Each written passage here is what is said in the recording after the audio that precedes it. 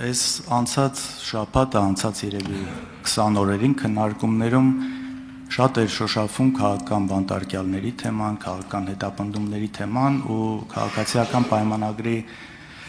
պատգամավորները հիմնականում ընդդիմանում էին, չէին հասկանում ինչի մասին է խոսքը, այսպես չկա նման բան Հայաստանում, ինչ քաղաքական հետապնդում, ինչ քաղաքական պատվեր, հենց նոր Նիկոլ Փաշինյանի ասած, այն դասական օրինակներից է քաղաքական հետապնդման պատվեր իջացնելու դատարանների, քննչականների մնացածի վրա։ Եթե երկրի վարչապետը ասում է, այսինչը պետքա նստի, այսինչը պետքա ունեզրկվի, սա քաղաքական պատվեր է, սա նորմալ չի ժողովուրդ, սա հակասում է եվրոպական ստանդարտներին, ժողովրդավարությանը, այն ամեն ինչին, ինչի համար դուք պայքարել ու եկել եք։ Խոսքը նրա մասին չի, գործընթացներ կարան լինեն, բայց սա այն ոնց էր ասում, այստեղ ժամանակին կար մարդ նստում էր, ասում էր, բայց պոզով պոչով է ալնում, բայց պոզով պոչով է այս պատվերը ալնում։ Ապաշկյարա օրը ցերեկով այս ամեն ինչը արվում է անընդհատ։ Մեկ էլ էս որ բողոք է հնչում դատարաններից, էլի, ես անկեղծ չեմ կարող հասկանամ, ինչից եք դուք դժգոհ, ինչ ուզում եք անում են։ Մի մարդ, որ SMS-ով BDԽ կառույցի ղեկավարը հեռացնում, SMS-ով ու բոլորը երևի մի քանի դատավոր կա այս երկրում, որ ձեր ուզածը չեն անում։ Մի քանի դատավորի մասին է կարող է խոսքը, ովքեր այդ բանը ունեն, անկախությունը ունեն։ Ու լավ, ինչ է նշանակում, ժողովուրդը մեզնից ուզում է այս, ես հավատում եմ, բայց նաև դա ինչի է այտենց, որովհետև տարիներով այն եղած վատի վրա այնքան մեծ դոզա սուտ եք ավելացրել, բայց ձեզնից էլ պահանջում են, իսկ մեզնից գիտեք ինչ են պահանջում։ Մեզնից, ընդհանուր ընդդիմությանը, որ նայեք 500,000-ից ավել ձայն ա տվել։ Մեզ էլ ասում են Արցախը կործանած, հազարավոր զոհեր բերած, այդ պիղծ դավաճանը ինչի է մինչև հիմա կարում լինի այս բան։ Մեզնից էլ այդ են պահանջում, բայց ժողովրդավարությունը հենց այդ է, դատական համակարգի անկախությունը հենց այդ է, երբ որ դատավորները հաշվելու են օրենքի ավարտեք եւ չափավորեք ձեր ոչ թե մի մարդու։ Ներողություն։ Պարոն Ալեքսանյան, ձեզ նախազգուշացում եմ հայտարարում պիղծ դավաճանը հերետա արտահայտության համար։ Համեցեք, պարոն Փաշինյան։ Ներողություն։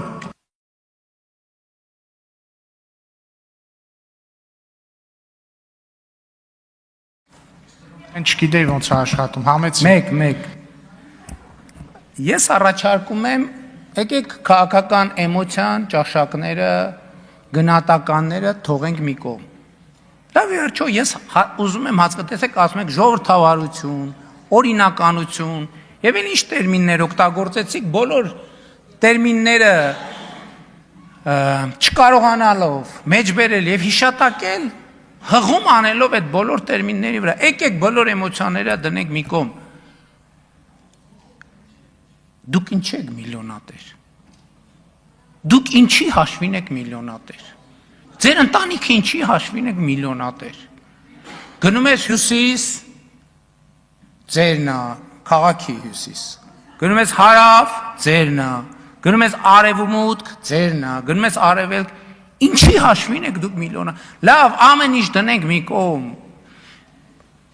Դրա բացատրությունը դուք կարաք տաք։ Դուք 10 տարի եղել եք իշխանություն, ես էլ արդեն 8 տարուց ավել վարչապետ եմ։ Ես ինչի միլիոնատեր չեմ, դուք ինչի եք միլիոնատեր։ Բացատրեք ինչի եք միլիոնատեր։ Այդ ունեցվածքը որտե է ձեզ լավ, ամեն ինչ դնենք մի կողմ, դատարաններ, ամեն ինչը, դուք ոնց եք միլիոնատեր։ Ու դուք ուզում եք ասեք, որ դուք պետք է Հայաստանի Հանրապետությունում տենց շարունակեք մնաք միլիոնատեր, ամենայն բանով Աստված բոլոր երեխեքին տա առողջություն, երկար կյանք, կրթություն, հաջողություն, բախտ, երջանկություն, հորով մորով մեծանան բոլորը։ Բայց դուք ուզում եք ասեք, որ ձեր միլիոնները պիտի ժառանգեք ձեր երեխաներին, ձեր երեխաներն էլ իրենց երեխաներին։ Ես ձեզ կներեք ուղիղ ասում եմ, որ չի լինելու այդ բանը։ Չի լինելու այդ բանը։ Հիմա ոնց ուզում եք մեկնաբանեք։ Եվ դա ինձ համար քաղաքական խնդիր է, ոչ թե անձնապես, հասկանում եք, անձնապեսի մեջ չի։ Իմ խնդիրը այն չի, որ ինչ որ մեկը միլիոնատեր է։ Իմ խնդիրը այն է, որ ինչ որ մեկը միլիոնատեր է մեր ժողովրդի հաշվին։ Իմ խնդիրը մենակ է դա։ Եվ դուք տարբերակ չունեք, հասկանում եք, սա անձնական, անձնավորված հարց չի։ Դուք պետք է հատիկ ամեն ինչը պետքա վերադարձվի Հայաստանի Հանրապետությանը։ Եվ այո, դա իմ քաղաքական առաքելությունն է, պահանջն է եւ պարտավորությունն է, որ ես ստանձնել եմ ժողովրդի առաջ։ Էլի եմ ասում, անձնավորված չի։ Ոչ մի պիտակ, ոչ մի բան, մաղդիր չեմ օգտագործում։ Բայց տարբերակ չկա։ Արձագանք։ Տեսեք, թե ինչը ում պետքա վերադարձվի, ժողովրդավարական երկրում պիտի որոշի դատարանը, ոչ թե երկրի առաջին դեմքը փաստացի։ Այն ինչ դուք ասում եք,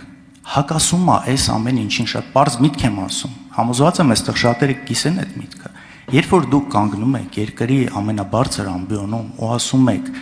դու չես կարա ժառանգես կամ բան, ու զուգահեռ գործ կա դատարանում, սա ուղիղ ճնշում է դատարանի վրա։ Ես իմ ամեն լումայի համար այդ պատասխանը տալու եմ, կամ չեմ տալու, դա դատարանում է, բայց դուք այստեղ դրա մասին խոսալով խախտում եք ամենահիմնարար սկզբունքը, այս ամեն ինչի, ձևախեղում եք ամեն ինչ, ու նաև ձեր մոտ այդ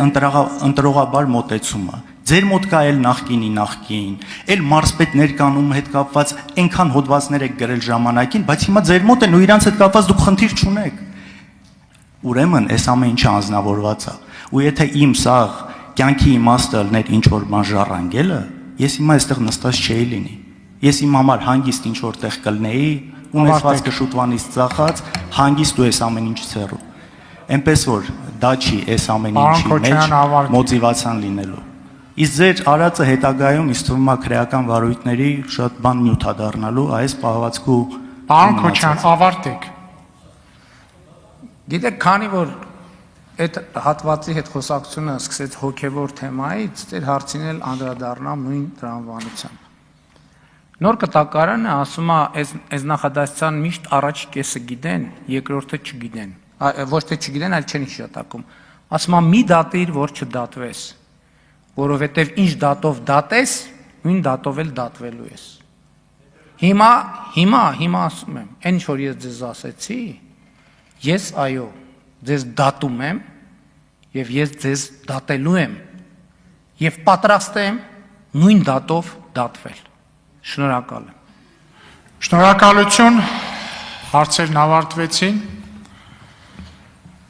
Հարգելի գործընկերներ, այժմ կարող եք նախապատրաստվել մտքերի փոխանակության